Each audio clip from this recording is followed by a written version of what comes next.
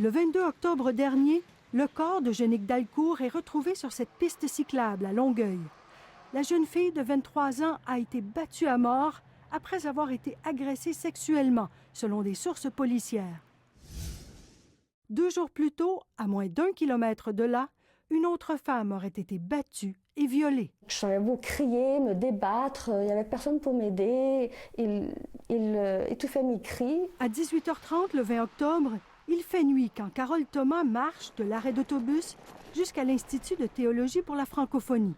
Un homme sort de sa voiture pour l'agresser. Il a réussi à me transporter sur son épaule comme une poche de patate. Puis il m'a jeté sur le siège et puis il s'est jeté sur moi.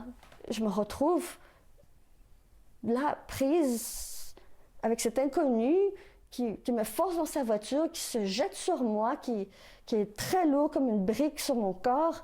Et là, il m'afflige, il me retient, il m'empêche de crier, il étouffe mes cris, il m'étouffe littéralement.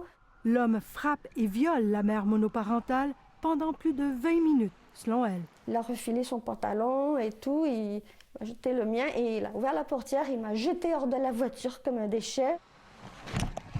Carole reste accroupie sur l'asphalte quelques minutes, sous le choc d'être encore en vie. Elle n'a qu'une idée, retourner chez elle, s'occuper de sa fille. Le lendemain matin, elle trouve le courage d'aller porter plainte à la police. Des questions gênent la victime, une croyante pratiquante. Il me posait des questions que je ne comprenais pas pourquoi il insistait que c'était pertinent. Comme exemple, quelle était la taille du pénis de votre agresseur? Si jamais vous mettez le grappin sur cette personne, c'est quoi? Vous allez lui demander peut-être de se masturber pour que vous puissiez le mesurer? La femme est amenée à l'hôpital où une trousse médico-légale est dûment remplie.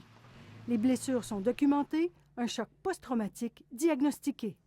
Carole est rapidement acceptée au programme d'indemnisation des victimes d'actes criminels.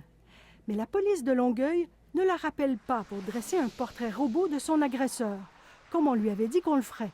Après 2 mois d'attente, la victime demande l'aide de la présidente du Conseil du statut de la femme. On a beaucoup parlé d'agression sexuelle cet automne. On a dit aux femmes qu'il fallait qu'elles dénoncent leur agresseur. Là, voici une femme qui le fait, qui est structurée, qui a beaucoup d'éléments et le service de police ne l'appelle pas pour qu'elle puisse tracer un portrait robot de son agresseur.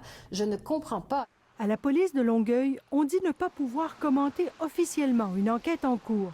Mais au téléphone, le porte-parole de la police, Tommy Lacroix, nous a dit « Il y a de grandes zones grises dans l'histoire de la dame. Je vous parle à mot couvert, Madame Langlois, vous comprenez? Il y a de grandes lacunes dans la plainte initiale. » La police semble douter de la crédibilité de la plainte, même si 48 heures plus tard, Jeannick Dalcourt est trouvée morte dans le même secteur.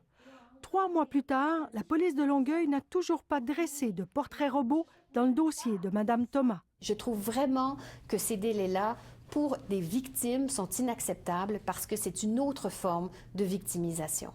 2 experts en affaires policières nous ont dit qu'il est très anormal d'attendre si longtemps avant de faire le portrait robot d'un agresseur. On m'a agressé, qu'on m'a battu, qu'on m'a violé, qu'on m'a jeté. C'est pas important, ça? C'est inadmissible. Ils n'ont pas accordé l'importance à cette terreur que j'ai expérimentée. Madame Thomas s'est résignée à dénoncer publiquement la police de Longueuil quand l'intervention de la présidente du Conseil du statut de la femme n'a rien donné. Ici Sophie Langlois, Radio-Canada, Montréal.